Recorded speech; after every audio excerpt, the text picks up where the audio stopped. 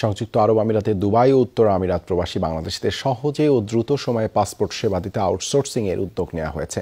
মঙ্গলবার এই তথ্য জানায় দুবাইয়ে বাংলাদেশ কনস্যুলেট। জানানো হয়, দুবাইয়ের আল কারামার ফাসওয়া গ্লোবালের আধুনিক সেবা কেন্দ্রের মাধ্যমে প্রাথমিকভাবে শুরু হবে মেশিন রিডেবল পাসপোর্ট সেবা প্রদান।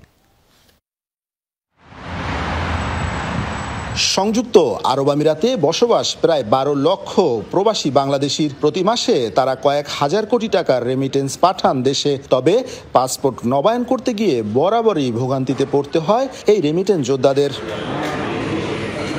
এবার এই সমস্যা সমাধানে আউটসোর্সিং এর সিদ্ধান্ত নিয়েছে দুবাইয়ের বাংলাদেশ কনস্যুলেট। প্রাথমিকভাবে মেশিন রিডেবল পাসপোর্ট সেবা প্রদান শুরু হবে দুবাইয়ের আল কারামায় অবস্থিত ফাসওয়া গ্লোবালের একটি কেন্দ্রে। এই কেন্দ্র থেকে সপ্তাহে 5 দিন সোম থেকে শুক্রবার সকাল 8টা থেকে 4টা পর্যন্ত পাসপোর্ট সেবা নিতে পারবেন প্রবাসীরা।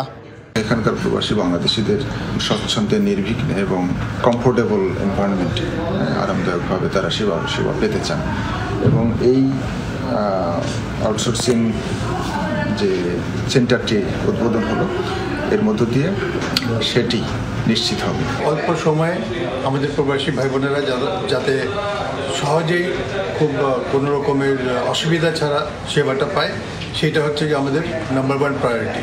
কেন্দ্রটিতে আগতদের জন্য রয়েছে নামাজের স্থান, বাচ্চাদের খেলার জায়গা ও শিশু পরিচর্যা কেন্দ্র। কনস্যুলেটের প্রধান ফটক থেকে ফাসওয়া গ্লোবালে যাওয়া আসার জন্য রয়েছে বিনামূল্যে শাটল সার্ভিসের ব্যবস্থা। কেন্দ্রটি ঘুরে দেখে সন্তোষ জানান কনস্যুলেট কর্মকর্তারা। Consul general BM Jamal Hossain সহ উপস্থিত ছিলেন commercial counsellor Ashis Kumar, labour counsellor Abdus Salam, প্রথম সচিব পাসপোর্ট ও ভিসা কাজী ফয়সাল সহ কনস্যুলেটের অন্যান্য কর্মকর্তারা। এমন উদ্যোগে আনন্দিত প্রবাসীরা, পাশাপাশি দেশের মাটিতেও এ সেবা চালুর দাবি তাদের। তো এখানে আশা করি মনে করে ভালো হবে সার্ভিস, শীতে দাবি নিয়ন্ত্রিত, সবকিছু ঠিক আছে। এই যে আউটসোর্সিং এর মাধ্যমে আমরা যখন পাসপোর্ট সেবা গ্রহণ করতে যাব, তখন দ্রুত সময়ের মধ্যে কাজটি সম্পন্ন হবে, কারণ তাদের একাধিক কাউন্টার থাকে। এই উদ্যোগের মাধ্যমে পাসপোর্ট নবায়নের জটিলতার অবসান ঘটবে, এমনটাই প্রত্যাশা সবার। মেহেদি রুবেল, যমুনা নিউজ, সংযুক্ত আরব আমিরাত।